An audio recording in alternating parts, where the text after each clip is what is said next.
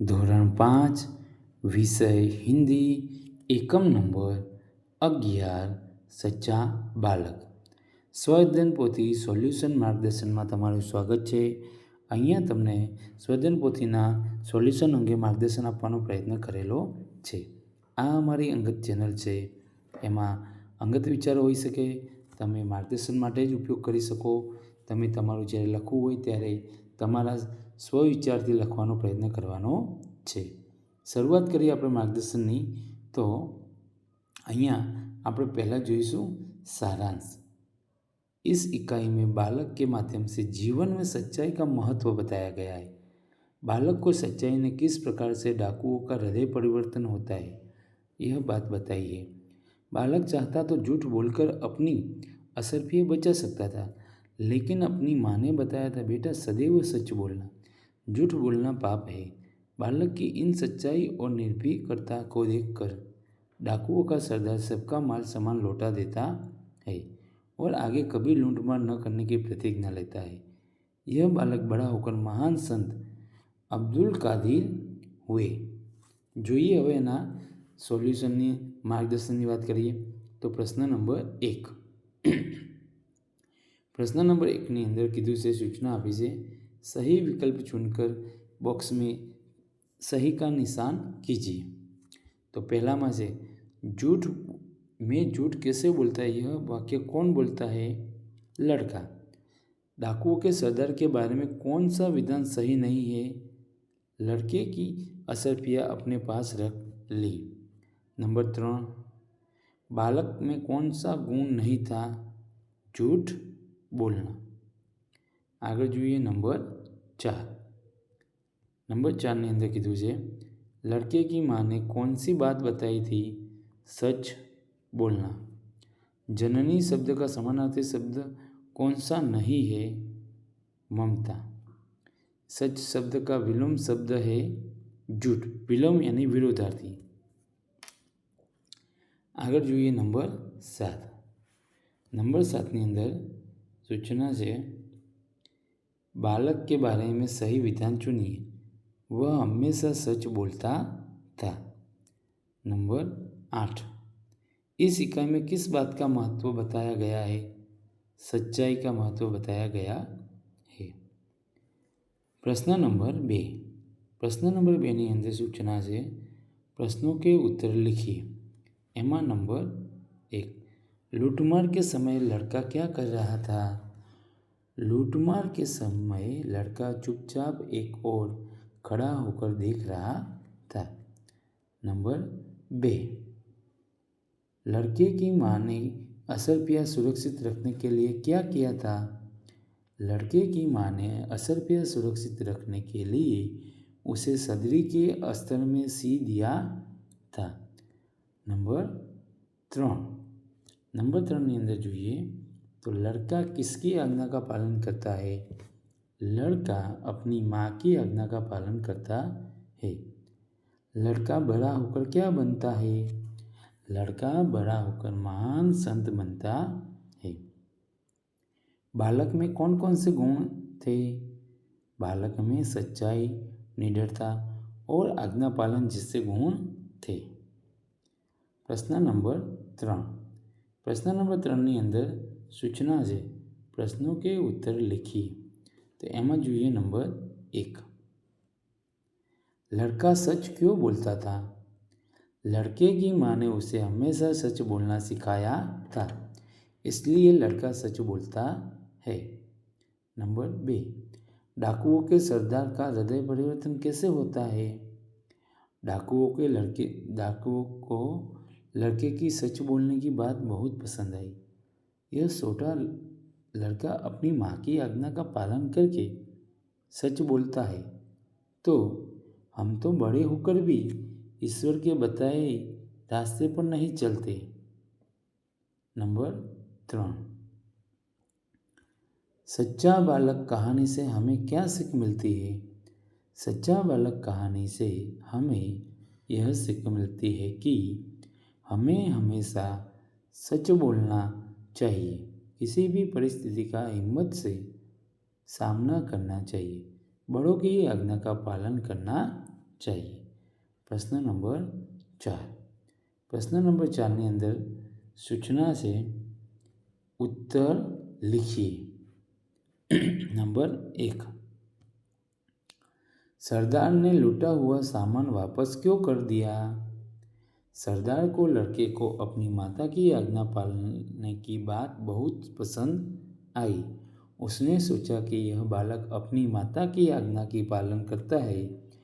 हम सब बड़े होकर भी ईश्वर की आज्ञा का पालन नहीं करते। उसका हृदय परिवर्तन हुआ, इसलिए सामान वापस कर दिया। नंबर 2, आपको सच बोलना पसंद है या झूठ बोलना क्यों? અહીંયા તમારે તમારું લખવાનું છે, તો તમે તમારું લખી અને લખી શકો છો આરામથી। આ તમને ફક્ત માર્ગદર્શન માટે આપેલું છે।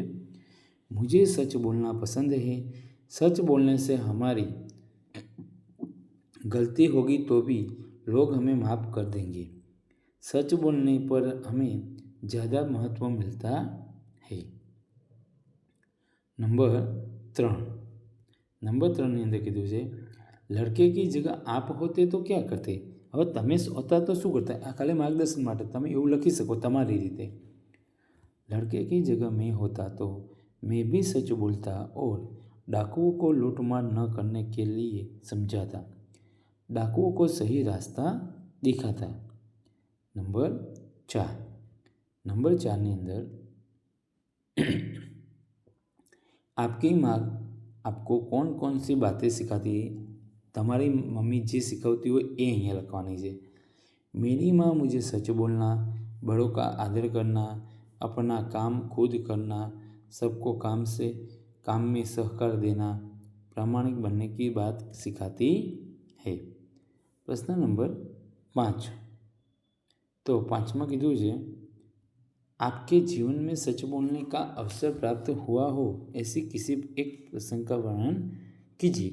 તમારા જીવનમાં બન્યો હોય તો લખવાનું છે। અહીંયા એક માર્ગદર્શન રૂપે તમને આપ્યું છે, પણ આવી ઘટના તમારા જીવનમાં બની છે तो ये रीते आपवानुं छे। जोईए आपणे हमारी कक्षा में एक बार साफ सफाई करते वक्त हमारे वर्गखंड का एक लैंप मुझसे टूट गया था। जब शिक्षक ने पूछा कि किसने लैंप तोड़ा है तो मैंने सारी बात सच बता दी थी। प्रश्न नंबर 5, प्रश्न नंबर 5 ની અંદર સૂચના આપવામાં આવી છે सच्चा बालक कहानी को अपने शब्दों में लिखिए। અહીંયા સચ્ચા બાલક કહાની માટે તમને જે આપ્યો છે એ નમૂના રૂપ આપ્યું છે, એ મારા શબ્દોમાં છે, તમે તમારા શબ્દોમાં લખો। આ જે કહાની છે એને તમારે તમારા શબ્દોની અંદર અહીંયા સરસ મજાના સુંદર અક્ષરે ચેકચાક વિના અને ઉપરની લીટી અડાડીને સરસ મજાની લખવાની છે कि काफिला बगदाद की ओर जा रहा था। रास्ते में डाकू आए और लूटमार करने लगे। एक 9 साल का लड़का यह सब एक और चुपचाप खड़ा होकर देख रहा था। एक डाकू ने लड़के से पूछा, तेरे पास क्या है? तो लड़के ने अपनी सदरी के अस्तर में सिपी 40 असरफियाँ निकाल कर दे दी। डाकुओं ने पूछा, तुमने ऐसा क्यों किया? तो लड़के ने बताया, मेरी माँ ने मुझे सच बोलना सिखाया है। यह बात सुनकर डाकुओं को लगता है कि हमें भी ईश्वर की आज्ञा का पालन करना चाहिए। અહીં તમે તમારા શબ્દોમાં પણ લખી શકો છો। પ્રશ્ન નંબર 6, પ્રશ્ન નંબર 6 ની અંદર કીધું છે સહી જોડ મિલાઈએ। તો અહીંયા જોડકા જોડવાના છે। अस्तर तो डी सिले कपड़े के भीतर की त, काफिला यात्रियों का समूह, असरफिया सोने की सिक्के, समाधि महान संत को दफनाने के बाद उस जगह पर बनाया गया स्मारक। प्रश्न नंबर 7, प्रश्न नंबर 7 ની અંદર આપણે કીધું છે સૂચના આપી છે વાક્યોं को कहानी के विकास क्रम में लिखिए। तो विकास क्रम में अहीं लखवानुं छे। अहीं ज्यारे आपणे लखवानी शरूआत करीए छीए त्यारे आपणे आ 1 नंबरनुं वाक्य लखवानुं छे। त्यार पछी 2 नंबरनी अंदर ज्यारे लखवानुं चालू करीए तो आपणे 2 नंबर में लखवानुं छे। त्यार पछी आया आपणे 3 नंबर। તો 3 નંબરની અંદર જ્યારે લખવાનું શરૂઆત કરીએ તો આપણે અહીંયા લખવાનું છે આ 3 નંબરવાળું વાક્ય. આગળ જોઈએ 4 નંબર, તો એમાં તમારે આ 4 નંબરવાળું વાક્ય અહીંયા લખવાનું છે. ત્યાર પછી 5 નંબર આવે તો તમારે 5 નંબર ઉપર આ લખવાનું છે અને 6 નંબર ઉપર આ વાક્ય લખવાનું છે. તો આવી રીતે તમારે એ ક્રમમાં લખવાના રહેશે. પ્રશ્ન નંબર 8. प्रश्न नंबर 8 ની અંદર જોઈએ તો નિમ્નલિખિત શબ્દો કે ઉચ્ચારણ કરકે ફિર સે लिखिए, એટલે કે જે શબ્દો આપેલા છે એને ફરીથી લખવાનું કીધું છે. પણ અહીંયા માર્ગદર્શનમાં તમારે જોવાનું છે કે સરસ, સારા, સુંદર, ચેકચાક વિનાના અક્ષરે લખવાનું છે. જોઈને લખવાનું છે. પ્રતિજ્ઞા, પ્રતિજ્ઞા, प्रत्येक, माँ, दर्शन, असरपिया, कहाँ, प्रकार, संत, अस्तर, संकट, लूटमार, ईश्वर. प्रश्न नंबर 9. प्रश्न नंबर 9 ની અંદર सूचना આપી છે કે उदाहरण के अनुसार कोष्टक में दिए गए शब्दों में से विलोम शब्दों ढूंढकर उसका वाक्य में प्रयोग कीजिए. હવે અહીંયા આ આપેલું છે આપણને કૌંસની અંદર. એ શબ્દોને જોઈએ તો અપ્રસિદ્ધ, તો શું આવ્યું? પ્રસિદ્ધ. તો અહીંયા લખ્યું પ્રસિદ્ધ. હવે અપ્રસિદ્ધ અને પ્રસિદ્ધ બંનેનું એક એક વાક્ય બનાવવાનું છે. જોઈએ નંબર 1. તો કીધું છે જૂઠ, તો અહીંયાથી શું આવશે? સચ. તો સચ આવી ગયું અને એના આધારે આપણે બે વાક્યો બનાવવાના છે. જોઈએ गांधी जी कभी झूठ नहीं बोलते थे, हमें हमेशा सच बोलना चाहिए. रात, तो शू थशे? दिन. कल देर रात तक पढ़ाई की, आज का दिन बहुत लंबा था. नंबर 3. पाप, पुण्य तो पाप. नंबर 3 જોઈએ તો નંબર 3 ની અંદર કીધું છે પુણ્ય તો પાપ. आदमी को पुण्य कार्य करते रहना चाहिए, पाप करने से बचना चाहिए, छोटा तो बड़ा. तो वाक्य જોઈએ मेरे घर के पास छोटा बगीचा है, मेरी पाठशाला में बड़ा नीम का पेड़ है, दूर तो पास. लड़का घर से बहुत दूर चला गया, नदी के पास राजा ने डेरा डाला. प्रश्न नंबर 10. मुहावरे का अर्थ लिखकर वाक्य में प्रयोग कीजिए. नेक रास्ते पर चलना, सही रास्ते पर चलना. संत ने डाकू को नेक रास्ते पर चलने की सीख दी. नंबर 2. कड़कर बोलना, कड़क कर बोलना, कठोरता से बोलना. चोरों को डराने के लिए पुलिस वाला कड़क कर बोलने लगा. प्रश्न नंबर 11. प्रश्न नंबर 11 ની અંદર સૂચના આપી છે परिच्छेद को पढ़कर प्रश्नों के उत्तर लिखिए. એટલે કે અહીંયા હિન્દી સાપ્તાહિક પત્ર આપેલો છે. સુરેન્દ્રનગર શુક્રવાર 3 જાન્યુઆરી અને 2025 આપેલો છે. सुरेंद्रनगर सहित 6 जिले के 62 बाल वैज्ञानिकों के प्रयोगों की प्रदर्शनी लगाई गई. અને આને આપણે પૂરેપૂરો વાંચી અને ત્યાર પછી એના નીચેના પ્રશ્નોના જવાબ આપવાના છે.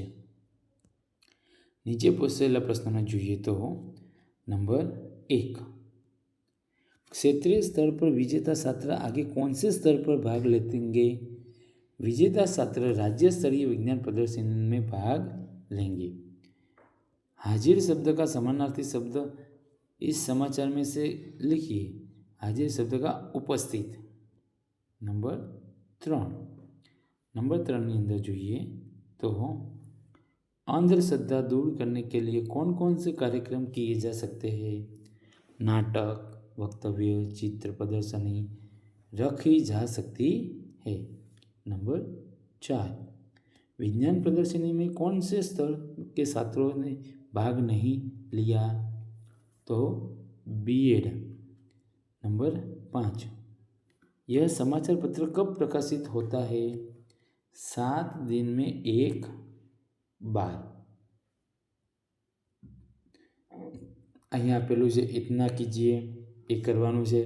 અહીંયા આપણું સ્વયંદન પોથી સોલ્યુશન માર્ગદર્શન પૂર્ણ થાય છે. વિડીયો ગમ્યો હોય તો લાઈક કરજો અને અમારી સાથે જોડાયેલા રહેવા માટે અમારી ચેનલને સબસ્ક્રાઈબ કરજો. આવજો.